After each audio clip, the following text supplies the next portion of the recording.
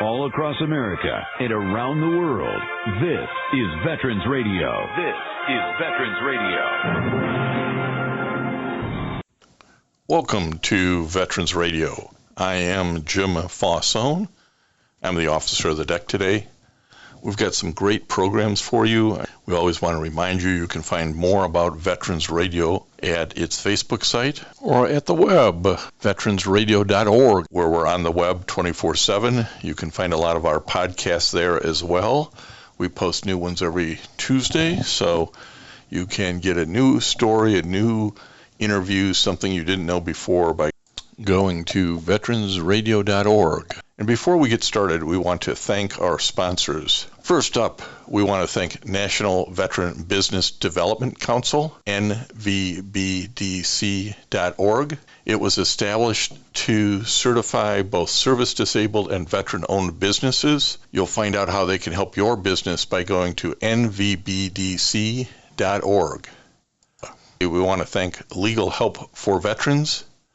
Legal Help for Veterans fights for veterans' disability rights all across the nation.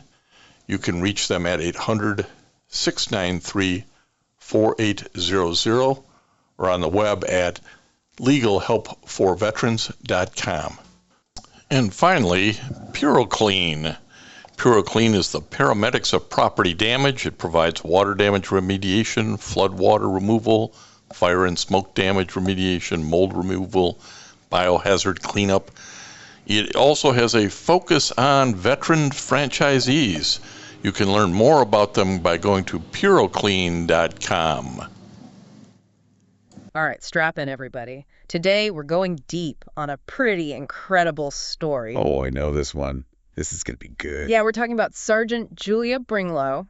An air ambulance flight medic. Wow. You got it. Operating in the thick of it. Not just anywhere, right? Nope. Operation Hammerdown in Afghanistan. Petch River Valley. 2011. Right in the heart of things. Exactly. And we've got excerpts from a whole chapter about her, this woman. She's something else. I bet. So what are we focusing on here? What's the mission for today's deep dive? I'm glad you asked. What we're going to do is unpack what it was really like for her out there. Out there, meaning? Imagine this. You're not in some sterile hospital room. You're in a helicopter. A helicopter. Yeah, hovering over a battlefield. And every second counts. Every single one. And to make it even more intense. More intense. How? We're not just talking about any medic. This one earned the Distinguished Flying Cross. Oh, wow. That's one of the highest military honors you can get. You got it. So yeah, that's what we're diving into. The pressure, the decisions, and all while dodging bullets. You know it. But to really get it, we got to set the scene. Okay, yeah. The Peck River Valley, what was it like? Just picture this. Steep, rugged mountains, scorching heat. And don't leave me hanging. The constant threat of insurgent activity. It was like their backyard, you know. The Taliban. Yeah. This valley was a major corridor for them. And that's where Operation Hammerdown comes in. Right.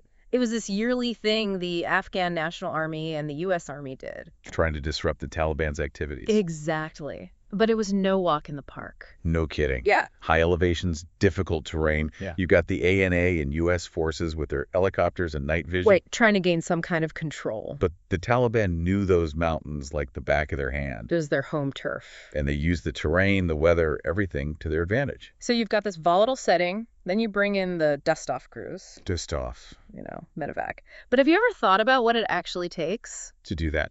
Yeah, especially in a war zone. We're not talking picking people up off the highway. These are the folks who swoop in under fire to get the wounded out. That's exactly it. We're talking U.S. Army Air Ambulance units. Their call sign is Dust Off. Right. Now think about this. They're responsible for getting critically injured soldiers out of a combat zone. Wow.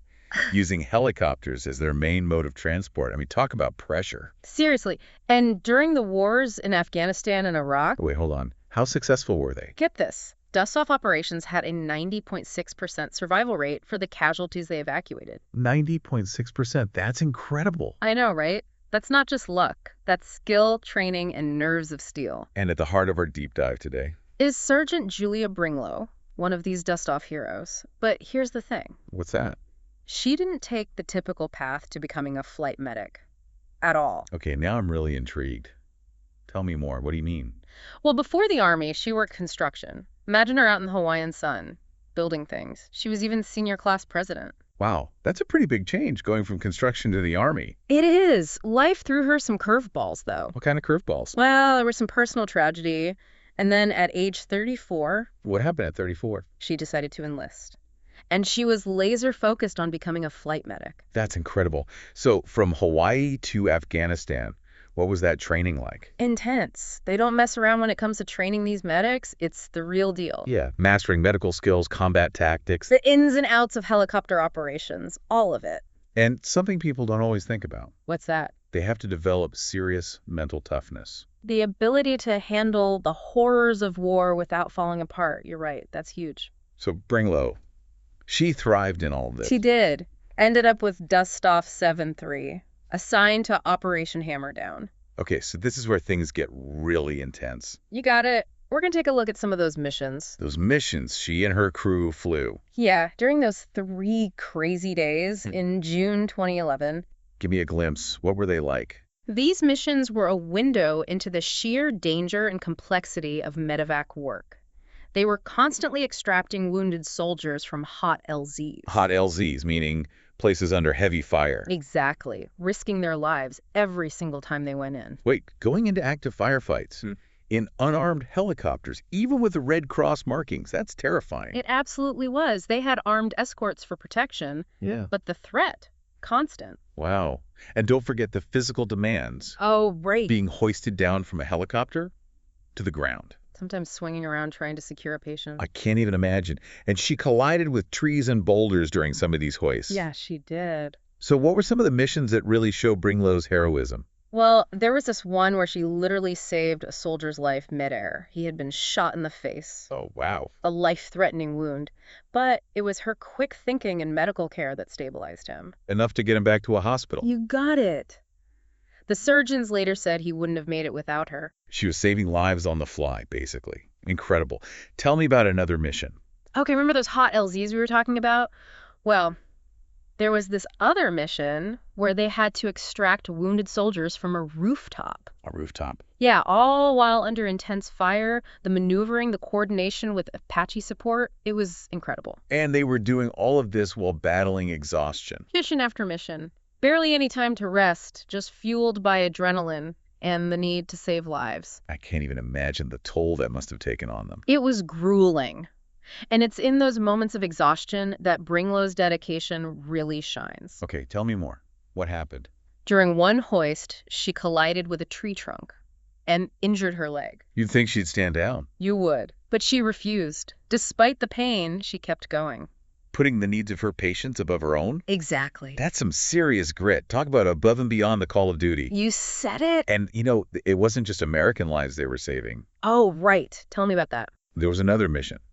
They had to recover a fallen Afghan soldier. Wow. All while under enemy fire, of course. It just shows her commitment, to honoring everyone, showing respect, no matter what side they were on. That's powerful. So each mission, new challenges, new risks. And she kept stepping up every single time. Another mission that really stands out, they had to do an extraction. Oh, yeah. What happened? The weather, going downhill, fast. Pushing them to their limit. Their skills, the helicopter, everything. It must have felt like a constant battle. The elements, the enemy. Their own exhaustion. It was a pressure cooker for sure. And Bringloe. Calm. Collected, using her medical expertise to make sure those wounded soldiers had the best chance of survival. Oh, wow. After those 3 crazy days, all those acts of heroism, there had to be some recognition, right? You bet. Her actions during Operation Hammerdown, they didn't go unnoticed. I would hope not. She was awarded the Distinguished Flying Cross. That's incredible. A testament to her service, her bravery, her determination. It's a huge honor. Huge. And get this.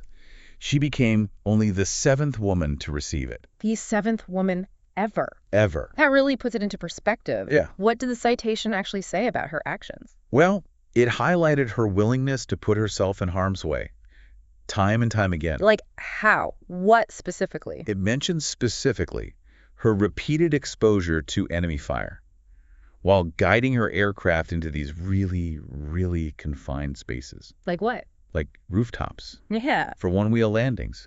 Or those times she was hoisted down to patients from crazy heights, all while under fire. Wow. And it talks about her medical treatment en route to the hospital. Yeah. Like with that soldier who was shot in the face. Oh, yeah, the skinny kid she mentions in the chapter, right? That's the one. The surgeon said he wouldn't have made it if it weren't for her. Her quick thinking and care during the flight, it's amazing. It is. The citation also mentions her role in recovering the fallen Afghan soldier, her composure under fire, even during her own extraction. It paints a picture of someone truly remarkable, someone willing to risk everything to save others. It makes you think about all the challenges women in the military have faced, and still face, honestly. That's an important point. It's even more significant when you consider the historical context. How so? For a long time, women were stuck in support roles, far from the front lines. Yeah. Bringloe's story. Yeah. It's an example, a powerful example of the strength, the courage women bring to the armed forces, even in the most demanding situations. You know what really struck me? After Operation Hammerdown, Yeah, what's that? she married one of the patients she had saved. Isn't that something? It speaks to the impact she had on people's lives. You know, it shows that even amidst the chaos and tragedy, there's room for hope, for connection, for love. It's a beautiful thing. And it doesn't end there. She continued her military career. She rose through the ranks, eventually even became a Medevac instructor. Talk about paying it forward. It shows her commitment to sharing her experience, her knowledge, to make sure future generations were prepared. Prepared for what they would face out there. Exactly. That's incredible. Sergeant Julia Bringloe's story is really a testament to those who serve. It's about bravery, resilience, compassion. It's a story that makes you think about what heroism really means, you know. How so? It's not always about grand gestures or medals. Sometimes it's about the quiet determination to do what's right, even when it's hard, even when it's dangerous. It's about stepping up, putting yourself on the line, never giving up. Exactly. And that's something we can all learn from, on a battlefield or just facing everyday life. You know, it's easy to get lost in the action, the details of the missions. Right. But what sticks with me is her resilience. It's incredible. Bringloe. It wasn't just physical strength either, it was mental toughness. Being able to compartmentalize Yeah. the horrors and just keep going. And it's even more powerful when you consider her journey. Oh, absolutely. She wasn't a career military person, she came to it later. After facing her own struggles, it's amazing. It makes you wonder where she found that strength. Right. Was it always there? Or did those challenges, those tragedies, forge something new in her? It's a good question. It's like she took those hardships, those blows life dealt her, Yeah.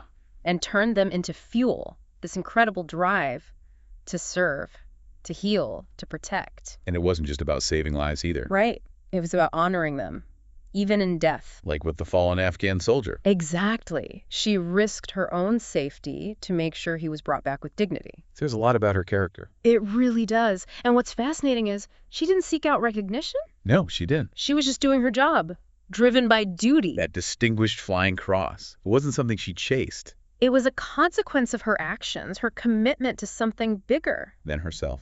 And that commitment continued, even after active duty. Becoming a Medevac instructor. Wow. Passing on her knowledge, making sure future generations were ready. For the realities of that job, it's like she took her experiences, the lessons, From the crucible of war. and turned them into a gift, a legacy. It's powerful. Sergeant Julia Bringloe's story. It is. It reminds us that heroism comes in many forms. It's not always about charging into battle. Right. Sometimes it's about quiet courage, facing your fears, pushing through pain, putting others before yourself. It's about finding that strength, that resilience that allows you to keep going when everything seems impossible. We all have that capacity somewhere inside. We do.